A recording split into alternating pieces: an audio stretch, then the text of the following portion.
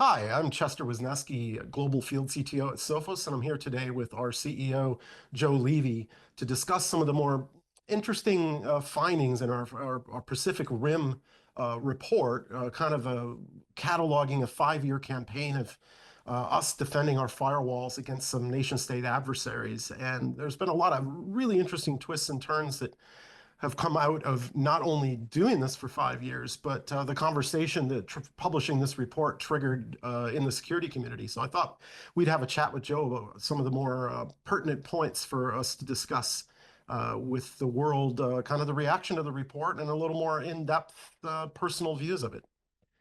So to kind of kick things off, actually, Joe, I had prepared some questions, and I know we're going to have a chat here this afternoon, but it's kind of unusual to get a 5-year report, right? Like, I mean, I read a lot of these reports. I mean, back to APT1 from Mandiant, but I mean, like, there's more and more companies publishing interesting insights into APT threats and how these attacks are being conducted.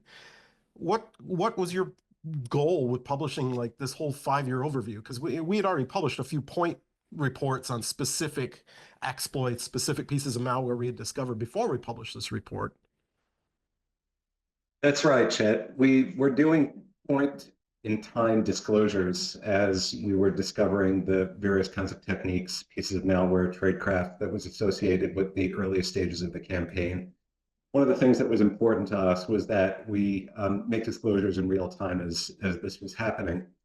The basis for that, of course, is doing what is necessary in order to keep our customers protected and secure. So as we were discovering vulnerabilities in the firewall code base, we were patching them, we were disclosing it, we were doing proactive outbound notification to our customers, particularly those who didn't have hotfix enabled. And for those not familiar with hotfix is a facility that we have in our firewall products that allows us to dynamically push out code updates without requiring a full firmware update, without providing any kind of an interruption to service. It's a pretty continuous operation that allows us to fix software defects in real time.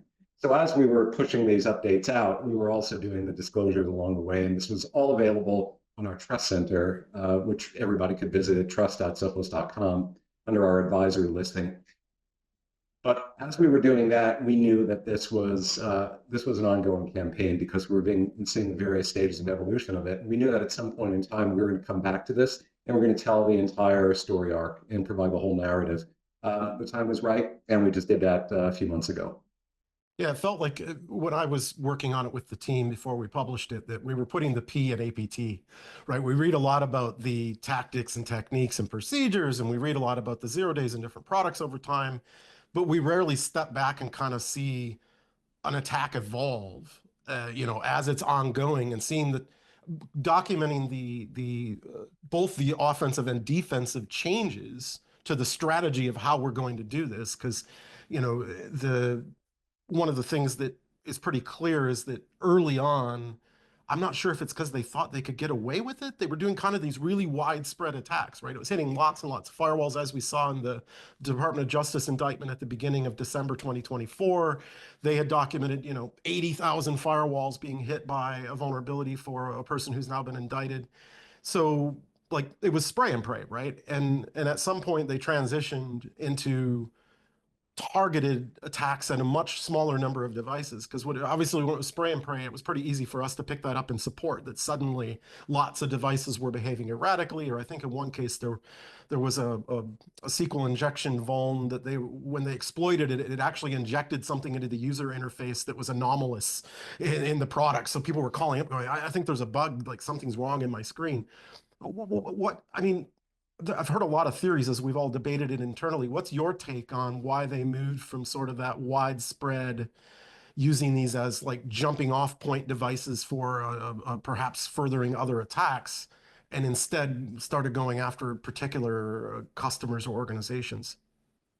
So that point that you made about the anomalous injection into the user interface where it became observable to a very, very small set of users, that was a very fortunate turn of events. That was basically a failure in QA by the threat actor, where they had perfected the exploit against a set of targets running particular versions of firmware but there were versions that they hadn't tested against, and they had slightly different behaviors, and that allowed it to get exposed within the user interface. So those sorts of trip ups by threat actors, I won't say we rely on them, but we're certainly glad for them. Like when those kinds of things happen, it really helps a lot. And in this campaign, that was one particular instance of it. Like you mentioned, that it puts the P in persistence. You're right. When we talk about APTs, advanced it's a relative term, it's a subjective term. Persistent, relative term, subjective term.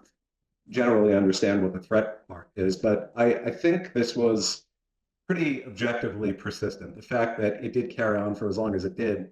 And one thing I just think is worth observing about that is that it's not unusual. Like when a vendor has a very large footprint of devices out on the internet, there is a kind of a proportionality between the size of the footprint, basically the commercial success of the vendor, and the likelihood that that vendor is going to come under attack. And when an attacker is thwarted in one particular instance of an attack within a broader campaign, it doesn't mean that they're going to give up. They still see a fairly rich opportunity just because of the footprint of that particular vendor. And they're probably going to persist going after them. And at any given time, any vendor with any kind of a substantial footprint of devices on the internet, they're probably going to experience the same sort of thing. The kind of shift in tactics that you're describing, we saw this happen throughout the lifetime of the campaign. And what it is it's an indication of the kind of adaptability that we see with these kinds of attackers.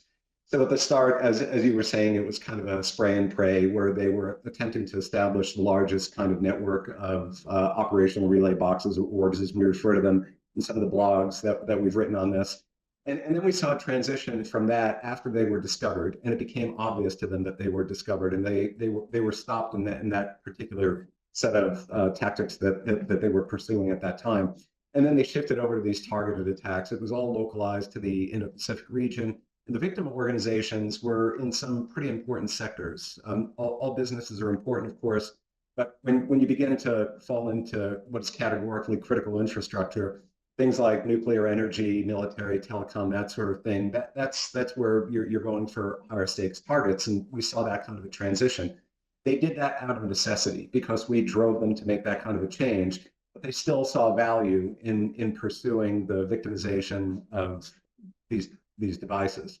There were other sorts of interesting evolutions that we saw along the way, some novel inventions. I think this was probably the first instance in the wild of the use of a bootkit against UEFI, the Unified Extensible Firmware Interface, which is the successor to BIOS that all computers use, including servers, including firewalls, routers, that sort of thing. You have to be able to boot the operating system up, and most modern hardware is using UEFI, and we just haven't seen a lot of exploitation against that particular architecture. And this was one of the first instances where we saw it targeting specifically a firewall device. So yeah, there's a direct cause and effect relationship, is what I would say. As you're maneuvering to stop the adversary is just going to adapt, and these are just a couple of examples of the adaptation that we saw.